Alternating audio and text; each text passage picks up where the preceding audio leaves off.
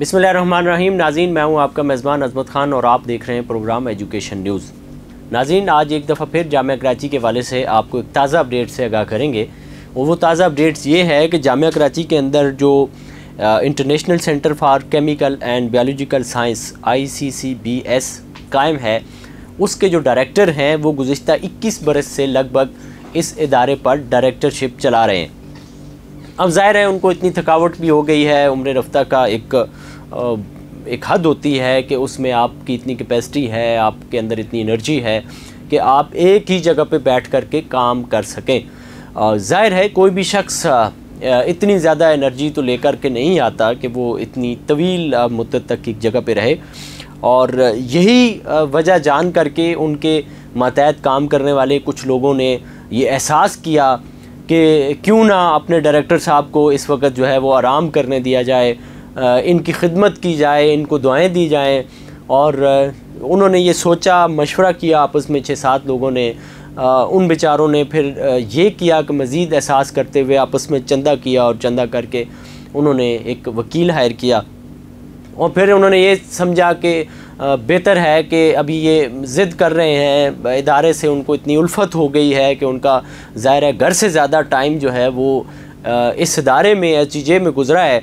21 बरसों में ज़ाहिर है एक बच्चा पैदा होकर के जवान हो जाता है, और अगर आप शरीयत की रूह से देखें तो वो 18 साल की उम्र में आप शादी भी बच्चे की कर सकते हैं, और फिर उसके बाद ज़ाहिर है 3 सालों में उसका भी कोई आगे नस्ल उसकी भी जारी हो सकती है, उसका भी बेटा बेटी अल्लाह उसको दे तो वो भी हो सकता है। तो यूँ एक दादा की उम्र ये बनती है जितने साल उन्होंने इस इदारे में सर्व किए हैं।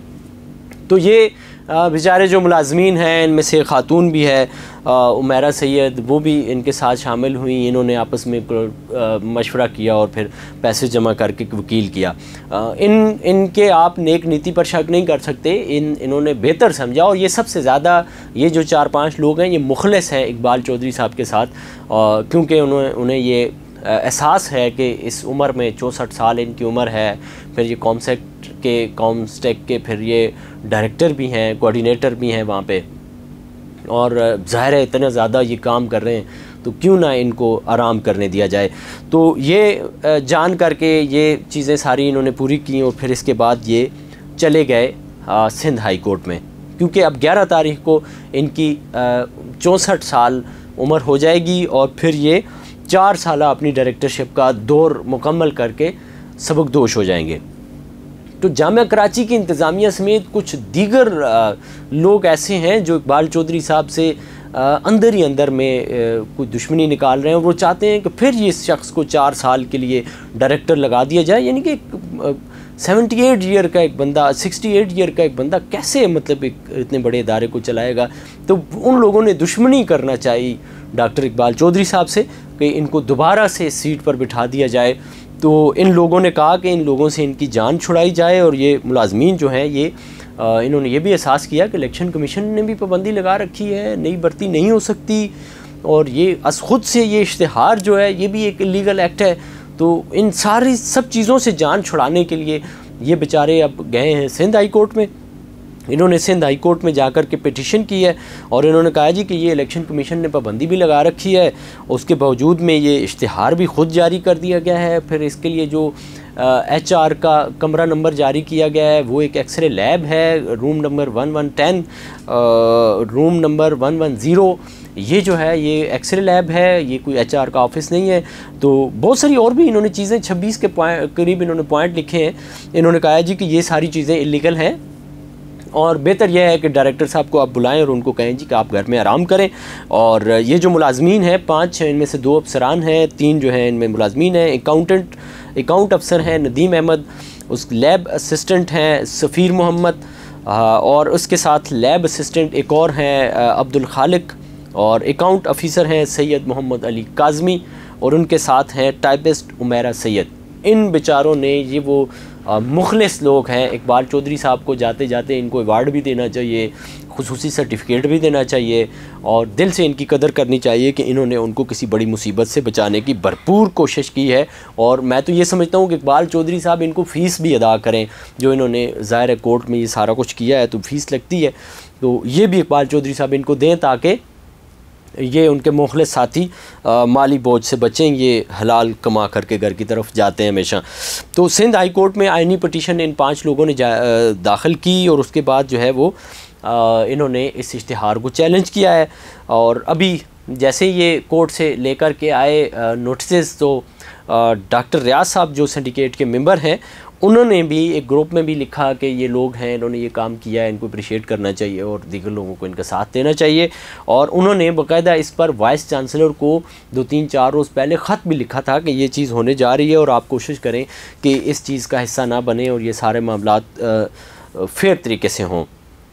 और इकबाल चौधरी साहब को इससे पहले भी एक सरकार के इदारे ने मुखलिसी का मुजाहरा करते हुए एडिटर जनरल ऑफ सिंध ने कोशिश की कि इनको ये जितना भी दौर इक़्तिदार है उसका शफाफ तरीके से मामला सामने लाया जाए, और उन्होंने इनसे सवालात भी किए, लेकिन इन्होंने उसके कोई जवाबात नहीं दिए। तो फिर उसके बाद वो एक तवील ऑडिट पैरा बन चुका है, मुख्तलिफ ऑडिट पैराज बन चुके हैं, जिनके बारे में हम एक तफसीली प्रोग्राम आपसे करेंगे बशर्ते ज़िंदगी रही और किसी नागानी मुसीबत का हम शिकार ना हुए, क्योंकि ये बड़े ख़तरनाक प्रोग्राम होते हैं और हम आपको ज़रूर उसके बारे में भी बताएंगे।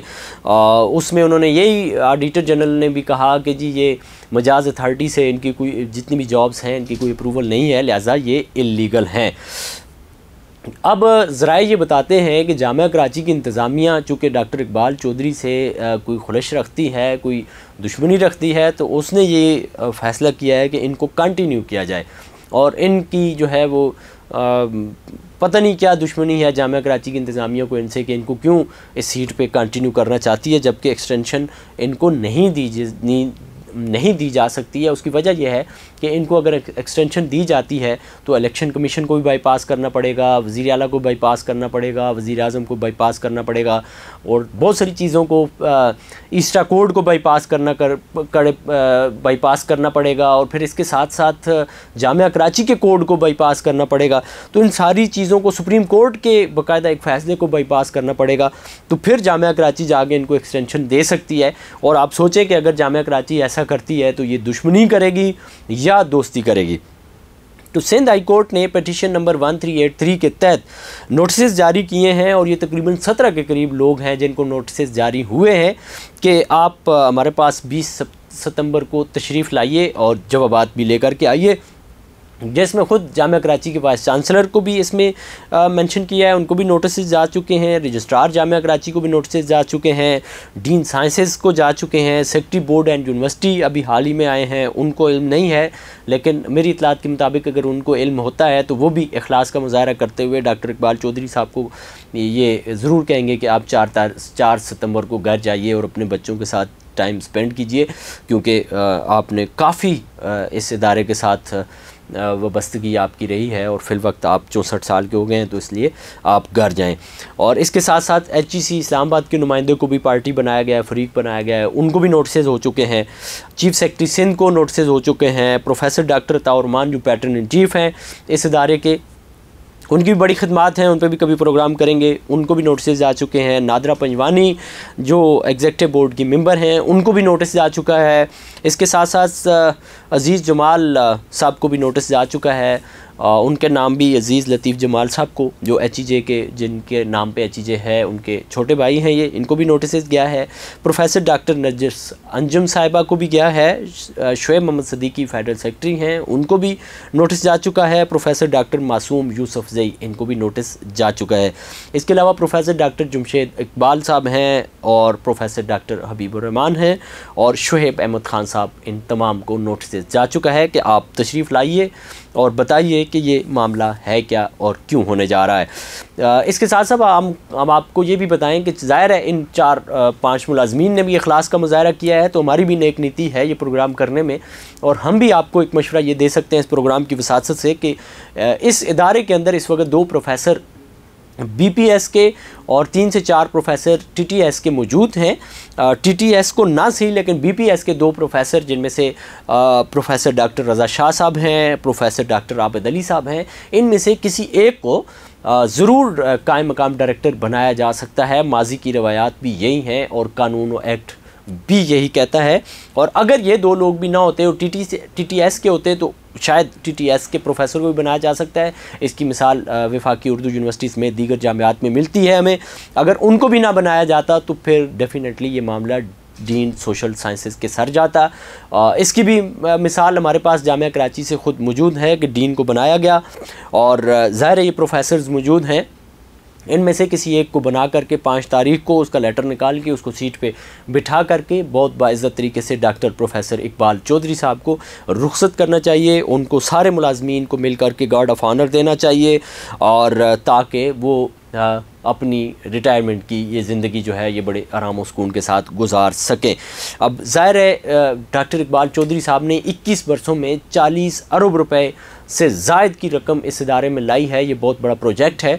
इतनी बड़ी रकम का आना वो कहाँ लगी है, किस किस मद में लगी है, इस इदारे ने क्या क्या इस 40 अरब रुपए से किया है, क्योंकि इनके पास तो गिनती के लोग हैं, इन्होंने बनाया क्या है, रिसर्चेस क्या की हैं, तहकीकात क्या की हैं, क्या पाकिस्तान का कोई प्रोजेक्ट ये नासा पे लेकर जा रहे हैं, चांद पे लेकर के जा रहे हैं, क्योंकि इंडिया चांद पे पहुंच गई है उनकी, और हमारे लोग शायद प्रोफेसर्स और हमारे जो इस तरह के लोग हैं वो चांद चढ़ाने में बदस्तूर मशगूल हैं। चांद पे जाना तो दूर की बात है। इसी के साथ अपने मेज़बान अज़मत ख़ान को दीजिए इजाज़त, अल्लाह ने के बाद।